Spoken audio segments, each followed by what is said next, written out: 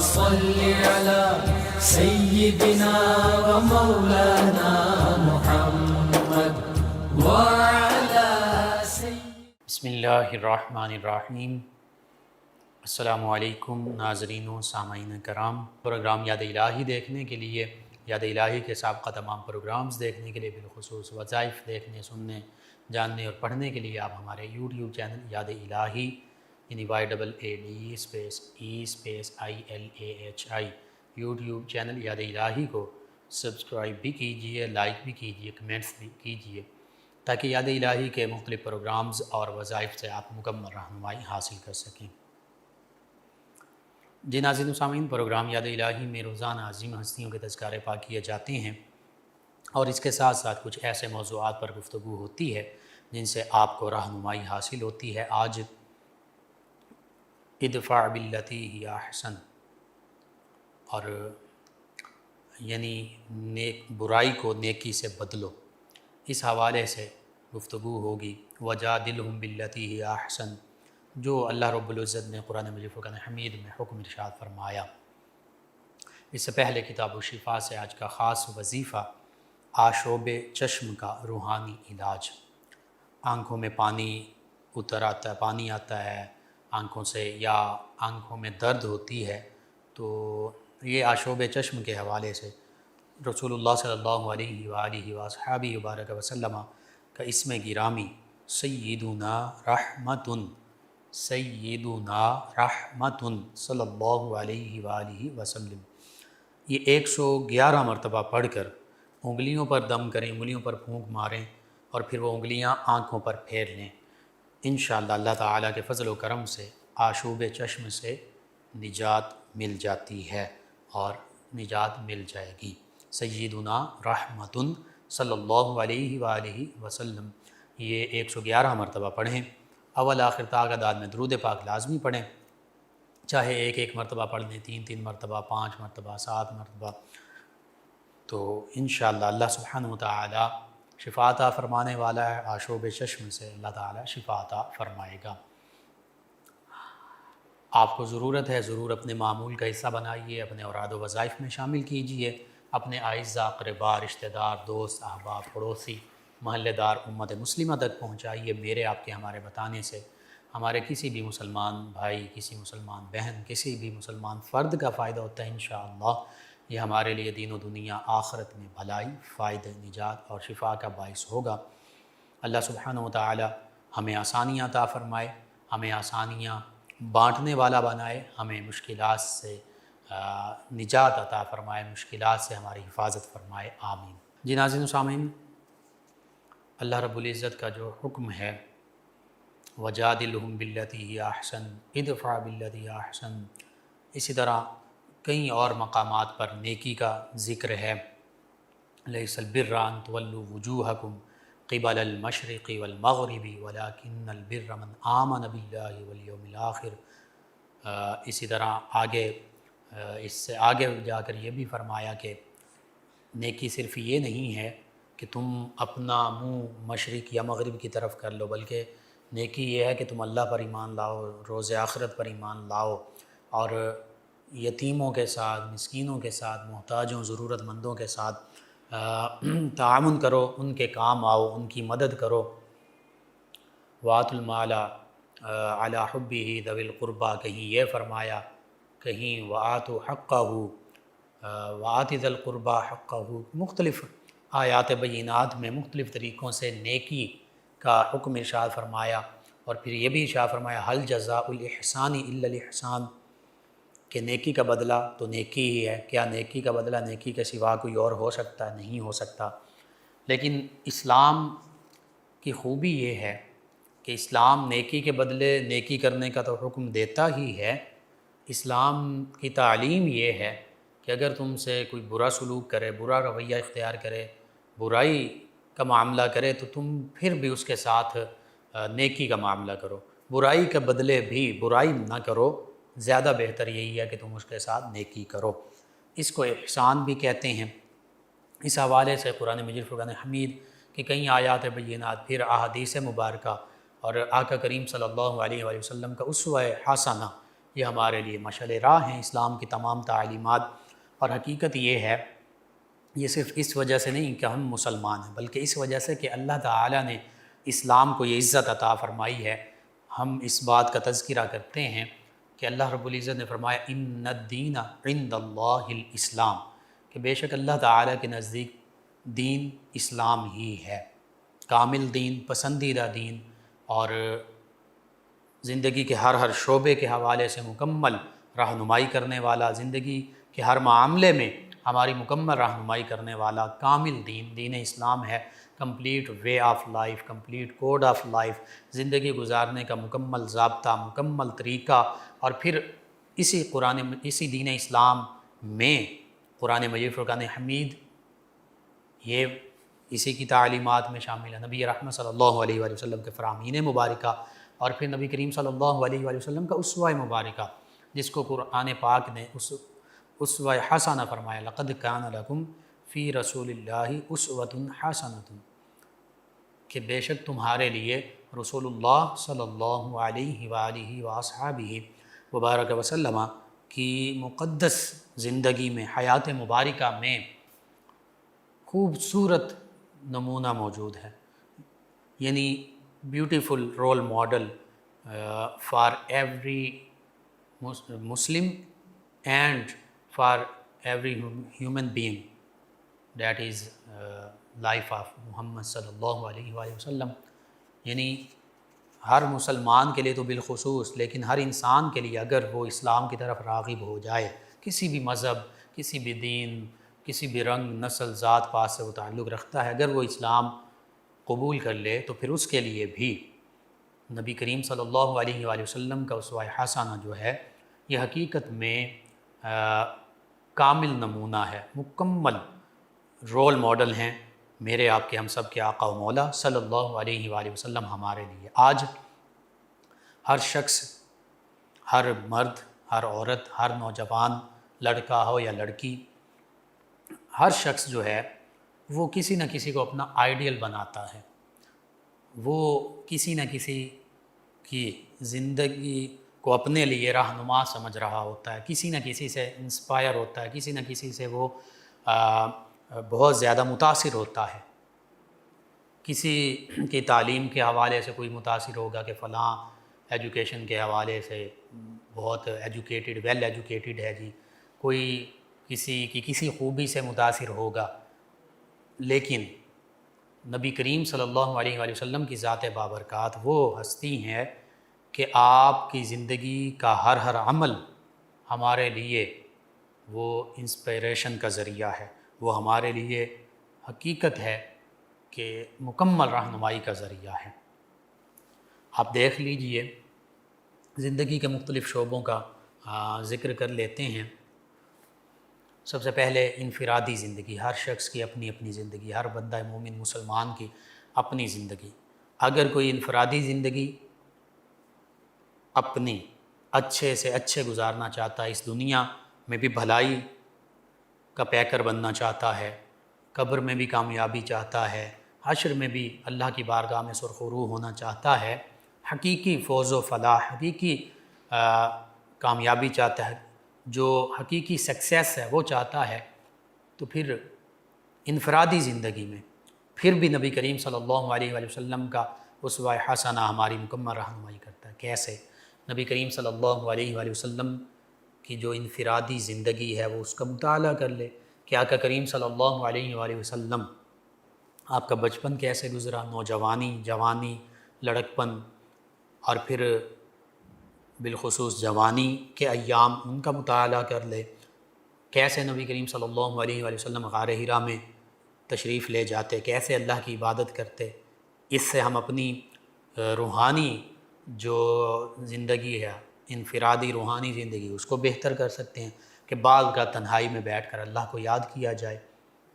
یہ بھی ہمیں آقا کریم صلی اللہ علیہ وآلہ وسلم کے اس مبارک عمل سے پتہ چلتا ہے۔ پھر ہر شخص، ہر بندہ مومن کی انفرادی زندگی کیسے ہونی چاہیے کہ وہ صادق اور امین ہو، یعنی ہمیشہ سچ بولنے والا ہو، ہمیشہ امانت کی پاسداری کرنے والا ہو۔ کوئی آپ کو کوئی راز کی بات بتائے، آپ کا رشتہ دار، دوست، کوئی بھی، اس راز کو راز رکھنا یہ بھی امانت داری ہے۔ اور کوئی آپ کے پاس اپنی کوئی چیز رکھوا دے، قیمتی چیز، چھوٹی بڑی کوئی بھی چیز، کہ میں یہ میرے روپیہ پیسہ کوئی چیز آپ رکھ لیں، اتنے دنوں کے بعد میں واپس لے لوں گا، تو اسی طرح واپس لوٹا دینا، یہ بھی امانت داری ہے۔ یہ نبی کریم صلی اللہ علیہ وآلہ وسلم کا اسوہ کاملہ ہے کہ آپ صلی اللہ علیہ وآلہ وسلم اعلان نبوت فرمانے سے پہلے بھی نوجوانی جوانی کے ایام میں بھی صادق بھی تھے، ہمیشہ سچ بولنے والے تھے، امین بھی تھے، اور کبھی نبی کریم صلی اللہ علیہ وآلہ وسلم کی زبان پر کوئی فحش لفظ نہیں آیا۔ یہ ہمارے لیے آج آپ کی حیات مبارکہ ہر مسلمان کے لیے مشعل راہ ہے کہ ہم اپنی زبان پر کوشش کریں کہ ہماری زبان پر کوئی فحش لفظ نہ ہو، کوئی گالی نہ ہو، کسی کی دل آزاری نہ ہو، کسی پر ہم آوازیں نہ کسیں، کسی کو برے نام سے نہ پکاریں، کتنی چیزیں، جھوٹ مت بولیں، سچ کے پیکر بنیں، امانت داری کے پیکر بنیں۔ تو یہ سبھی چیزیں ہمیں نبی کریم صلی اللہ علیہ وآلہ وسلم کی ذاتی انفرادی حیات مبارکہ سے بھی مل رہی ہیں۔ یعنی یہ آقا کریم صلی اللہ علیہ وآلہ وسلم کا اپنا ذاتی فعل تھا، ذاتی عمل مبارکہ تھا۔ آپ یہ تو چند چیزوں کا ذکر ہے، آپ آقا کریم صلی اللہ علیہ وآلہ وسلم کی سیرت مبارکہ کو پڑھتے جائیے تو آپ کو نبی کریم صلی اللہ علیہ وآلہ وسلم کے ہر عمل میں پاکیزگی، طہارت، خوبی، نیکی، بھلائی، احسان، بہتری ہی بہتری ملے گی، اور ان سب چیزوں کو ہم اپنی زندگی کا حصہ بنا سکتے ہیں۔ اور اس زندگی کو جو بعض اوقات یہاں مسلم معاشرے میں ہم مسلمانوں میں بہت ٹینشن، ڈپریشن، فرسٹریشن کے شکار ہر دوسرا شخص جو ہے وہ کہتا ہے کہ جی بڑا پریشان ہوں، بڑی پریشانی ہے جی، یہ معاملہ وہ معاملہ۔ وجہ کیا ہے کہ اللہ رب العزت شان والی ہستی، اللہ کے حبیب صلی اللہ علیہ وآلہ وسلم شان والی ہستی، ان شان والوں سے ہم پرے یعنی دور ہو گئے ہیں تو پریشان ہو گئے ہیں۔ جب ان کے قریب آ جائیں گے اور اللہ کے پیارے حبیب صلی اللہ علیہ وآلہ وسلم کے اسوہ حسنہ پر عمل پیرا ہونے والے بن جائیں گے، کوشش کریں گے کہ ہم نبی کریم صلی اللہ علیہ وآلہ وسلم کے نقش قدم پر چلنے والے بن جائیں۔ جیسے آقا کریم صلی اللہ علیہ وآلہ وسلم نے کبھی زندگی میں جھوٹ نہیں بولا، سچ کے پیکر بنے رہے، سچ کے پیکر تھے، اور آپ سے بڑھ کر کوئی صادق ہو ہی نہیں سکتا اس کائنات میں، تو اسی طرح ہم بھی نبی کریم صلی اللہ علیہ وآلہ وسلم کے نقش قدم پر چلنے والے بن جائیں، جھوٹ سے اجتناب کرنے والے بن جائیں، سچ بولنے والے بن جائیں۔ اسی طرح دیگر جو نبی کریم صلی اللہ علیہ وآلہ وسلم کے معمولات مبارک ہیں ان کی پیروی کرنے والے بن جائیں۔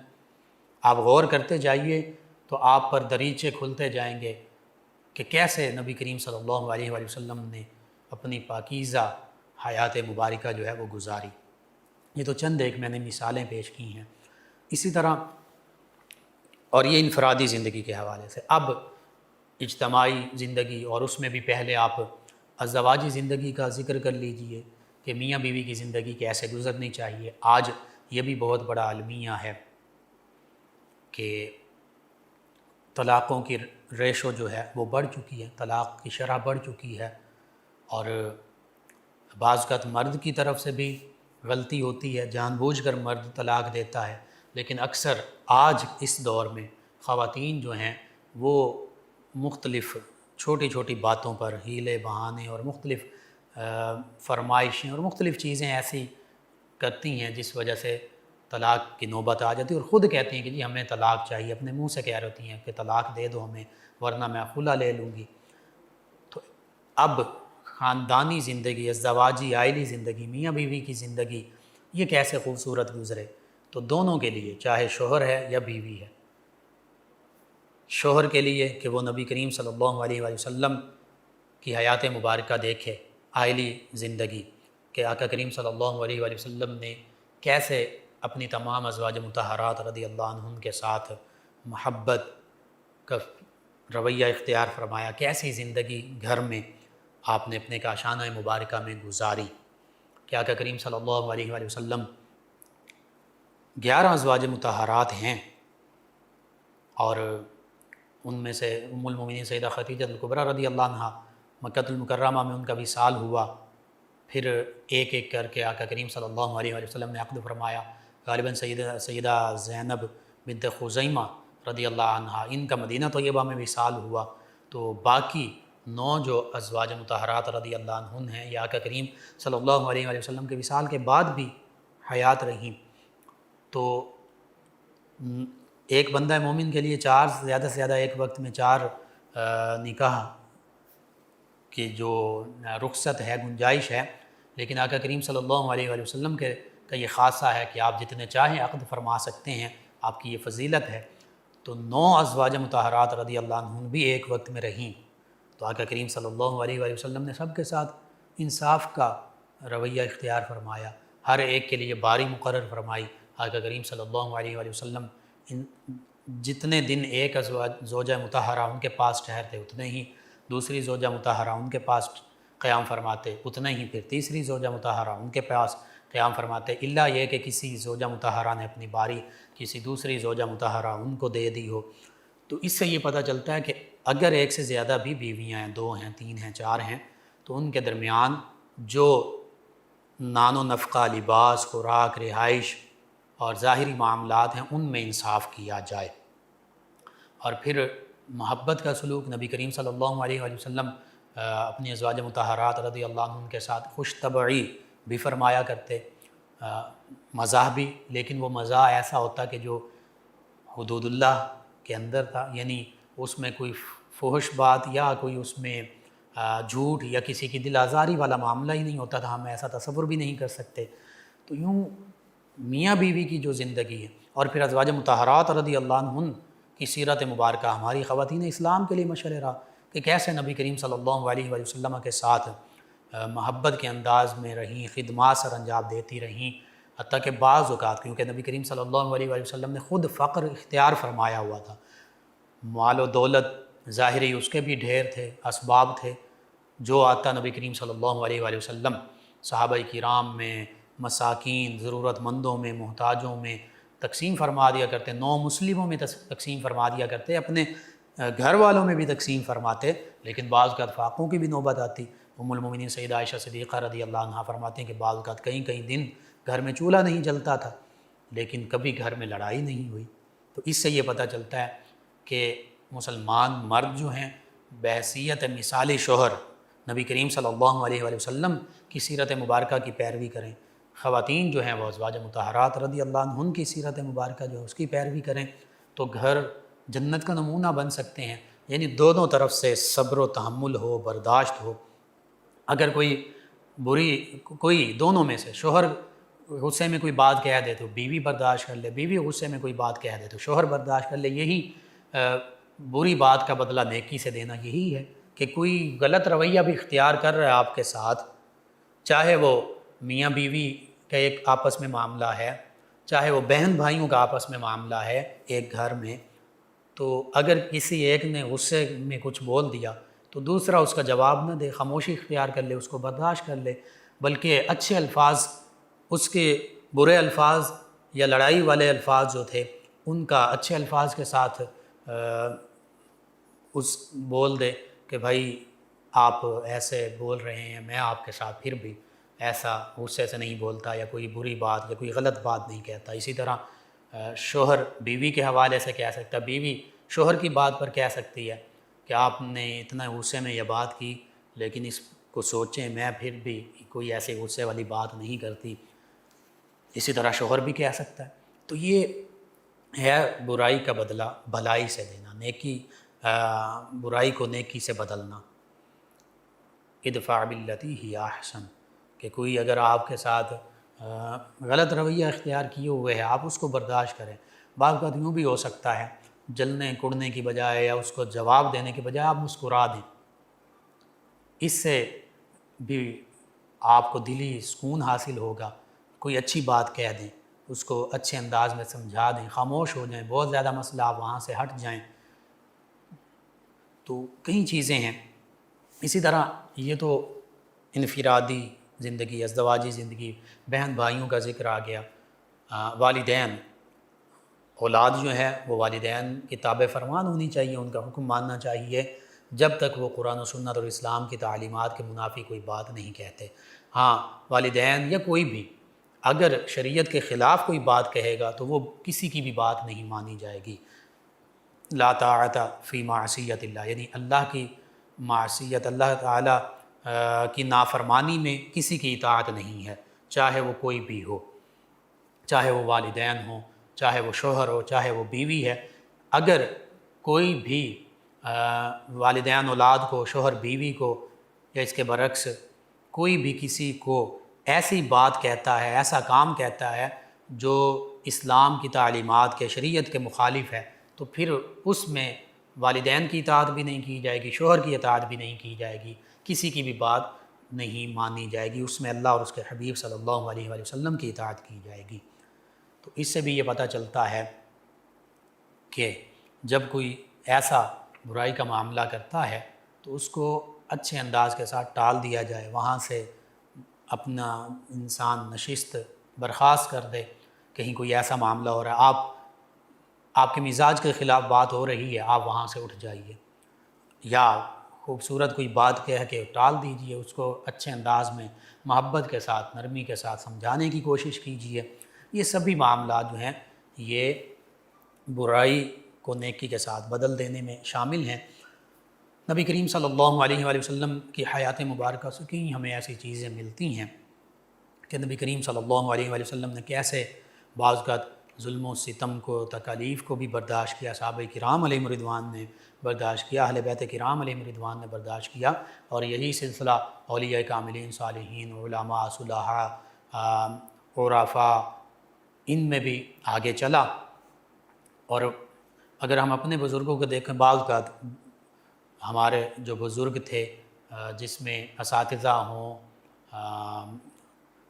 کوئی مشائخ ہوں، حتیٰ کہ دادا دادی، نانا نانی، ہم نے بھی دیکھا، آپ کا بھی تجربہ ہوگا کہ بعض اوقات کوئی ایسا معاملہ ہوتا تو وہ بھی نرمی کا، صبر کا یہی مشورہ اور حکم دیا کرتے۔ تو اس میں جو بندہ صبر اختیار کرتا ہے، صبر و تحمل، برداشت، اور برائی کا جواب برائی سے نہیں دیتا بلکہ برائی کا جواب بھی اچھے انداز کے ساتھ بھلائی سے دیتا ہے، تو اس کی زندگی میں کبھی اس طرح کی بے سکونی، بے اطمینانی، بے چینی نہیں ہوتی جیسے عام لوگ جو خاص طور پر بلا وجہ غصہ کر رہے ہوتے ہیں، بلا وجہ کسی کو برا بھلا کہہ رہے ہوتے ہیں، بلا وجہ لوگوں کے ساتھ ظلم و زیادتی کر رہے ہوتے ہیں، چاہے وہ زبان کے ساتھ ہو، گالی گلوچ کر کے، یا اور دل آزاری کر کے، چاہے وہ ہاتھ کے ساتھ ہو، کسی پر ہاتھ اٹھا دیا، ظلم کر دیا، کسی کا حق چھین لیا، سبھی معاملات میں ہاں جہاں پر آپ کا شرعی حوالے سے حق لینا ضروری تھا وہاں آپ ضرور اپنے اچھے انداز کے ساتھ حق حاصل کیجئے، جیسے بیٹیوں، بہنوں، خواتین کے لیے والدین اور والدین کی جو وراثت ہے اس میں حصہ ہوتا ہے۔ اب یہاں پہ یہ ان معاملات میں وہی بات کہ جو اللہ اور اس کے حبیب صلی اللہ علیہ وآلہ وسلم نے جو حقوق دیے ہیں، جن چیزوں کا حکم عطا فرمایا کہ یہ حقوق دینے ہیں، ان میں اب یہ نہیں ہوگا کہ ان میں ہم کہہ دیں کہ نہیں جی ٹھیک ہے بس ہم تو اس میں نہیں بولتے۔ جو اللہ کی طرف سے عائد کردہ فرائض اور واجبات ہیں ان پر ہم عمل پیرا ہوں گے، تو اس میں ہم جو خواتین اسلام ہیں، چاہے وہ بیٹی ہیں، وہ بہن ہیں، ماں ہیں، وہ اپنے وراثت میں سے حق کے حوالے سے بات کر سکتی ہیں۔ یہاں پہ یہ نہیں کہا جائے گا کہ بھائی یا باپ یا کوئی اور کہتا ہے کہ نہیں ہم نے نہیں حق دینا، تو یہ کہ نہیں چلیں جی میں بھی نہیں لیتی۔ تو ان جو اللہ اور اس کے حبیب صلی اللہ علیہ وآلہ وسلم نے اسلام کی حدود مقرر کر دی ہیں ان میں کسی قسم کی تبدیلی نہیں ہوگی۔ ہاں جہاں یہاں پر بھی یہ ہو سکتا ہے کہ اچھے انداز میں، محبت کے انداز میں، نرمی کے رویے کے ساتھ، پیار محبت کے ساتھ سمجھایا جائے کہ اللہ تعالیٰ نے حق عطا کیا ہے، اللہ نے حق دیا اور اللہ نے اس کا حکم دیا وراثت کی اس طرح تقسیم کا، تو یہ کرنی چاہیے۔ اگر کوئی اس طرح بہنوں بیٹیوں کو وراثت میں سے، پراپرٹی میں سے، جو والدین کی وراثت اس میں سے حصہ نہیں دیتا تو پھر وہ شرعاً وہ گناہ گار بھی ٹھہرے گا اور وہ حصہ اس پر واجب الادا ہے، اس کا وہ ذمہ دار ہے، اس دنیا میں نہیں دے گا، آخرت میں مواخذہ ہوگا، پوچھا جائے گا۔ یہ ایک مثال ضمناً آ گئی اسی حوالے سے دیگر چیزوں کو بھی دیکھا جا سکتا. اگر کسی نے کسی کی کوئی چیز چھین لی، کسی پلاٹ پر قبضہ کر لیا، کوئی روپیہ پیسہ ہڑپ کر لیا، قرض واپس نہیں دے رہا، کئی چیزیں ہو سکتی ہیں، تو اس حوالے سے بھی اس کو سمجھایا جائے. لیکن اگر وہ نہیں دیتا تو پھر روز آخرت جو ہے وہ انصاف کا دن ہے، اس دن بالکل مواخذہ ہوگا. بہتر یہی ہے کہ اسی دنیا میں جو اپنے معاملات ہیں وہ کلیئر کر لیے جائیں، اللہ کی بارگاہ میں قبر میں بھی عذاب سے بچ جائے، آخرت میں بالخصوص اللہ کی بارگاہ میں سرخرو ہو جائے. اس کا طریقہ یہی ہے کہ جو حقوق اللہ میں سے چیزیں رہتی ہیں ان کو پورا کرے، جو حقوق العباد میں سے رہتی ہیں ان کو پورا کرے، اور اگر کوئی ظلم زیادتی کسی سے کی ہے، کسی سے کو برا بھلا کہا ہے تو اس سے معافی مانگ لے. اگر وہ دنیا سے چلا گیا تو اس کے لیے اس کی طرف سے صدقہ خیرات کر سکتا ہے، اس کے لیے دعائے مغفرت کرے، اللہ کی بارگاہ میں معافی مانگے. تو یہ ساری چیزیں ایسی ہیں کہ جو برائی خود کی ہے یا خود کی ہے تو اس میں بھی اس کو بھلائی سے بدل سکتے ہیں ہم. اور اگر کوئی اور بھی برائی کر رہا ہے، کوئی ایسا رویہ اختیار کیے ہوئے تو اس کو بھی پیار محبت کے انداز کے ساتھ بالکل سمجھایا جائے. ایک وقت تھا، آج بھی جو بزرگ جن گھروں میں موجود ہیں وہ اپنی اولاد کو بڑے محبت کے انداز کے ساتھ، بعض کا سختی سے بھی، کیونکہ ان کا حق بنتا ہے، بڑے ہیں وہ سختی بھی کر سکتے ہیں، اور بعض کا بڑی محبت کے ساتھ وہ اپنے بچوں کو سمجھا دیتے ہیں. اگر بہن بھائیوں کا آپس میں کوئی لڑائی جھگڑا ہو جائے، رشتہ داروں کے معاملات ہو جائیں، وہ سمجھاتے ہیں کہ بیٹا یا فلاں اس طرح یہ کام یوں ہونا چاہیے، اس طرح نہیں کرنا چاہیے. بعض کا سختی سے بھی کہہ دیتے ہیں. تو اس طرح یہ معاشرے کے ہر فرد کا یہ فریضہ ہے، اس پر لازم ہے کہ وہ اپنی جگہ پر اپنے جہاں تک وہ زیادہ سے زیادہ ایک اچھے انداز کے ساتھ نبی کریم صلی اللہ علیہ وآلہ وسلم کے اسوہ حسنہ کے مطابق اس چیز کو پھیلا سکتا ہے کہ اول تو کسی پر برا ظلم نہ کیا جائے، کسی کو تکلیف نہ پہنچائی جائے، اور اگر کسی نے تکلیف پہنچائی کوشش کی جائے اس کو برداشت کیا جائے اور اس کو اچھے انداز کے ساتھ ٹالا جائے، روکا جائے، اور معاشرے کے تمام افراد اس میں اپنا حصہ ڈال سکتے ہیں. نبی کریم صلی اللہ علیہ وآلہ وسلم کی ذات بابرکات مکہ المکرمہ میں آپ صلی اللہ علیہ وآلہ وسلم، صحابہ کرام علیہم رضوان، ان عظیم ہستیوں کو، اہل بیت کرام، ان عظیم ہستیوں پر کفار مکہ نے ظلم و ستم کے پہاڑ توڑے. کئی صحابہ کرام علیہم رضوان، ان پر کفار مکہ نے ہاتھوں سے بھی ظلم کیا. سیدنا ابو بکر صدیق رضی اللہ عنہ، سیدنا ابو ذر غفاری رضی اللہ عنہ، اور صحابہ کرام، سیدنا خباب رضی اللہ عنہ. کئی ایسے بھی صحابہ کرام ہیں کہ شہید کیا گیا. سیدہ سمیہ رضی اللہ عنہ اسلام کی پہلی شہیدہ خاتون ہیں. غالباً ابو جہل ان اور دیگر کفار مکہ ان کی وجہ سے یہ شہید ہوئیں. تو یوں نبی کریم صلی اللہ علیہ وآلہ وسلم نے کفار مکہ کے ظلم و ستم کو برداشت کیا اور بدلے میں اللہ کا پیغام ان تک پہنچایا، ان کو اسلام کی دعوت دیتے رہے. لیکن پھر ایک وقت آیا، اللہ تعالیٰ نے مدینہ طیبہ ہجرت کا حکم دیا، اور پھر مدینہ طیبہ ہجرت فرمائی تو پھر بھی کفار مکہ چین سے نہیں بیٹھے. غزوہ بدر، غزوہ احد، غزوہ خندق، جس میں دیگر عرب کے قبائل بھی شامل ہیں، یہود بھی، غزوہ خیبر پیش آتی ہے یہود کے ساتھ. تو کفار مکہ ہوں، یہود ہوں، منافقین ہوں، مشرکین ہوں، سبھی نے اپنی بھرپور کوشش کی. ہر موقع پر انہوں نے مختلف طریقوں سے صحابہ کرام علیہم رضوان، اہل بیت کرام علیہم رضوان، نبی رحمت صلی اللہ علیہ وآلہ وسلم، آپ کے گھرانے کو ستایا، تکالیف پہنچائیں. شیب ابی طالب میں 3 سال گزارے، سوشل بائیکاٹ ہوا. نبی کریم صلی اللہ علیہ وآلہ وسلم نے صبر و تحمل کا مظاہرہ کیا. پھر اللہ تعالیٰ نے اس صبر و تحمل کا اجر کیا عطا فرمایا؟ فتح مکہ، انا فتحنا لک فتحا مبینا، فتح مبین، فتح عظیم عطا فرمائی. دیگر غزوات میں فتوحات عطا فرمائیں. مدینہ طیبہ کی ریاست، زمین مقدس وہ عطا فرمائی. قرآن مجید فرقان حمید میں جو اللہ کے لیے گھر بار چھوڑتے ہیں، اللہ تعالیٰ کی زمین وسیع ہے، انہیں اللہ تعالیٰ بہتر ٹھکانہ عطا فرماتا ہے. مدینہ طیبہ اللہ رب العزت نے نبی کریم صلی اللہ علیہ وآلہ وسلم، آپ کے گھرانے، صحابہ کرام کو عطا فرمایا۔ اس ضمن میں بعض اوقات لوگ ایک موضوع یعنی خود گھڑا ہوا واقعہ بھی بیان کر دیتے ہیں، وہ کہیں بھی نہیں ہے، بالکل غلط واقعہ ہے کہ وہ ایک بڑھیا کوڑا پھینکتی تھی تو بیمار ہوئی، تو یہ واقعہ کہیں بھی نہیں ہے، یہ من گھڑت ہے، خود وضع کیا گیا ہے۔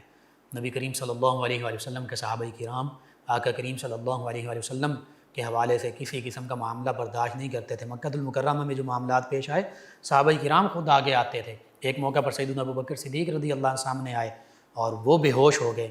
اور ایسی ان کی حالت ہوگی، لوگوں نے سمجھا کہ اب ان کی جان ہی چلی گئی ہے۔ جب ہوش میں آئے تو ابھی ان کی والدہ مسلمان نہیں ہوئی تھی، تو گھر لایا گیا تو نبی کریم صلی اللہ علیہ وسلم کے بارے میں ہی پوچھ رہے ہیں کہ ان کی حالت کیسی ہے، تو والدہ اور دیگر رشتہ دار کہنے لگے کہ انہی کی وجہ سے تو آپ کی یہ حالت ہوئی ہے۔ تو آپ نے فرمایا کہ میرے حبیب صلی اللہ علیہ وآلہ وسلم پر میرا سب کچھ قربان ہے۔ تو یوں بہرحال نبی کریم صلی اللہ علیہ وآلہ وسلم نے بعض اوقات اپنے ایسے جو دشمن تھے، طائف والوں نے پتھر مارے، ان کو معاف فرما دیا، لیکن وہ دشمن جو نبی کریم صلی اللہ علیہ وآلہ وسلم کے بارے میں ہجو بیان کرتے تھے، یعنی شاعری میں اپنی باتوں میں گستاخانہ تنقیسی کلمات کہتے تھے، ان کو نبی کریم صلی اللہ علیہ وآلہ وسلم کے حکم پر بعض کا صحابہ کرام نے خود، بعض کا نبی کریم صلی اللہ علیہ وآلہ وسلم کے حکم پر واصل جہنم کیا۔ ان میں ایک نابینا صحابی، ان کی لونڈی بھی تھے جن سے ان کے بیٹے تھے، تو وہ باز نہیں آتی تھی، انہوں نے بارہا اسے منع کیا، وہ باز نہ آئی تو ایک رات چھرا اس کے پیٹ میں گھونپ دیا۔ اسی طرح کعب بن اشرف، اس کو نبی کریم صلی اللہ علیہ وسلم نے فرمایا کہ اس کو کون اس کے انجام تک پہنچائے گا، صحابہ کرام تشریف لے گئے، اس کو کعب بن اشرف یہودی کو واصل جہنم کر دیا۔ ابن قتل سب سے بڑی مثال ہے ابن قتل کی، کہ کعبۃ اللہ ومن دخلہ کان آمنا، اللہ فرماتا جو حرم مکہ میں داخل ہو گیا وہ امن میں آ گیا، لیکن تھوڑے سے وقت کے لیے اللہ تعالیٰ نے نبی کریم صلی اللہ علیہ وآلہ وسلم کے لیے اس موقع پر اس حکم کو موقوف فرمایا، اور پھر اس میں یہ بھی کہ جو گستاخ رسول ہے اس کے لیے ابن قتل جو ہے یہ بھی اسی طرح نبی کریم صلی اللہ علیہ وآلہ وسلم کی تنقیص کرتا تھا۔ یہ نبی کریم صلی اللہ علیہ وسلم کی شان میں اگر کوئی آپ کے ظاہری عہد مبارکہ میں جس نے تنقیص کی، تو یہ آقا کریم صلی اللہ علیہ وآلہ وسلم کا حق تھا کہ آپ اس واصل جہنم فرمانے کا حکم دیں یا صحابہ کرام کر دیں، یا آپ وہ توبہ کر لے تو آپ معاف فرما دیں۔ یہ نبی کریم صلی اللہ علیہ وآلہ وسلم کا حق تھا، ہم امت مسلمہ کا یہ حق نہیں ہے کہ معاف کرے۔ جیسے امام مالک علیہ الرحمہ نے فرمایا تھا کہ کوئی نبی کریم صلی اللہ علیہ وآلہ وسلم کی گستاخی کرے اور پھر وہ زندہ رہے، موجود رہے، تو پھر امت مسلمہ کو مر جانا چاہیے۔ بہرحال ابن قتل جو ہے اس نے کعبۃ اللہ کے غلاف میں جا کر پناہ لی، تو صحابہ نے عرض کیا یا رسول اللہ صلی اللہ علیہ وسلم اس کے بارے میں کیا حکم ہے؟ نبی کریم صلی اللہ علیہ وسلم نے فرمایا کہ اگر وہ خلاف کعبہ میں بھی پناہ لے رہا ہے تو اس کو وہیں قتل کر دو۔ صحابہ کرام علیہ رضوان نے اس کو وہیں قتل کر دیا، واصل جہنم کر دیا۔ تو یہ جنہوں نے اپنی زبان کے ساتھ بالخصوص ہجو، اشعار اور ایک گستاخی کی، ان کے لیے یہ معاملہ ہوا، لیکن جو ظاہری معاملات ہوئے جیسے طائف والے نے پتھر مارے، نبی کریم صلی اللہ علیہ وآلہ وسلم نے ان کے لیے دعائے رحمت فرمائی۔ لیکن جس نے آقا کریم صلی اللہ علیہ وآلہ وسلم کے دل کو اپنی زبان کے ساتھ اور اس طرح تنقیسانہ جملوں کے ساتھ اذیت پہنچائی، قرآن مجید فرقان حمید میں ان الذین یؤذون اللہ ورسولہ لعنہم اللہ فی الدنیا والآخرہ وأعد لهم عذابا مہینا، کہ جو بے شک جو اللہ اور اس کے حبیب صلی اللہ علیہ وآلہ وسلم کو تکلیف پہنچاتے ہیں، دنیا آخرت میں ان کے لیے لعنت، اور آخرت اور فرمایا ان کے لیے عذاب مہین۔ اسی طرح اسی سورہ احزاب اسی سے اگلی آیات بینات میں یہ بھی ہے کہ جو منافقین اور جو اس طرح کے لوگ ہیں ملعونین، فرمایا قرآن پاک نے ملعونین، یہ ملعون ہیں، ان پر لعنت کی گئی۔ اینما ثقفوا اخذوا وقتلوا تقتیلا، یہ جہاں پائے جائیں پکڑ لیے جائیں اور سخت طریقے سے قتل کر دیے جائیں۔ یہ قرآن مجید فرقان حمید کا فیصلہ ہے، صحابہ کرام علیہ رضوان کا یہ معمول رہا۔ یہ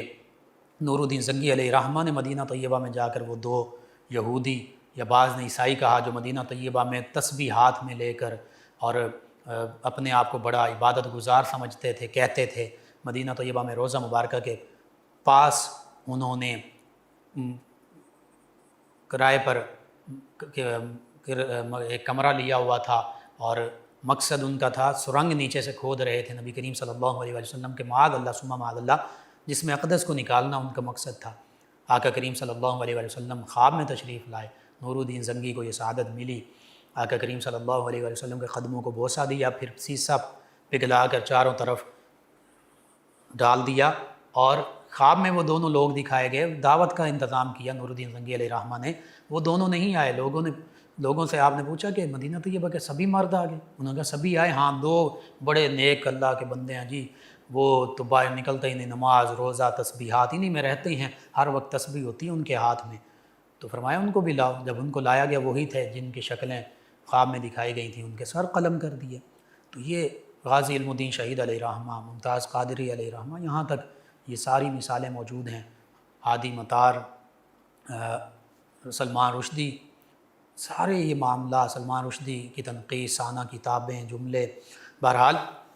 اس حوالے سے کوئی معافی نہیں ہے، لیکن نبی کریم صلی اللہ علیہ وآلہ وسلم عام معاملات میں درگزر فرمایا کرتے، صبر و تحمل کا مظاہرہ فرمایا کرتے تھے۔ اللہم صلی علی سیدنا و مولانا محمد وعلی سیدنا۔ سماعت فرما رہے ہیں پروگرام ید الہی۔ ناظرین سامعین، اس دوران میں جوائن کے عمران صاحب مکوانہ سے نظر کی کمزوری کے حوالے سے انہوں نے کہا کوئی وظیفہ، ایک تو اسمد سرما ہے، مدینہ طیبہ سے کسی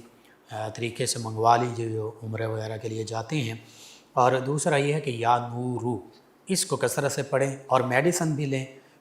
دعا بھی دوا بھی، سبھی علاج کروائیں، انشاءاللہ اللہ تعالی شفا عطا فرمائے گا۔ ایک اور لسنر ہیں، یہ کہتے ہیں کہ میرا نام فخر حمید ہے، سلام بھی انہوں نے کہا، جی وعلیکم السلام۔ کہتے ہیں کہ میرا رزق بہت کم ہوتا جا رہا ہے، اس حوالے سے کوئی عمل بتا دیں۔ جی ایک تو آپ رزق حلال کے لیے سعی بھی کریں، تگ و دو بھی کریں، لیس للانسان الا ما سعی، اللہ فرماتا ہے جو جتنی کوشش کرتا ہے اس کو اتنا ملتا ہے، ہر حوالے سے، رزق کے حوالے سے بھی، ظاہری جو محنت ہے وہ بھی ضروری ہے، پھر اللہ تعالیٰ اس کا ثمر، اس کا پھل عطا فرماتا ہے، تو آپ محنت مزدوری کاروبار جاب جو بھی ہے وہ بھی کیجئے، اور اللہ کو یاد کیجئے، نماز کی پابندی، قرآن پاک کی تلاوت، اور بالخصوص یا رزاقو اس کو کثرت سے پڑھیں۔ شہریار علی فاروقی صاحبہ کہتے ہیں السلام علیکم، جی وعلیکم السلام، کہتے ہیں نماز سب سے پہلے کس نے ادا کی؟ جی اس حوالے سے مختلف اقوال ہیں، سیدنا آدم علیہ السلام نے سب سے پہلے نماز پڑھی، اسی طرح دیگر انبیاء کرام علیہ السلام کے حوالے سے بھی ملتا ہے، اور مختلف حوالوں سے یہ بھی ملتا ہے کہ ایک نبی علیہ السلام نے ایک وقت کی نماز پڑھی، دوسرے نے دوسرے وقت کی، اس طرح مختلف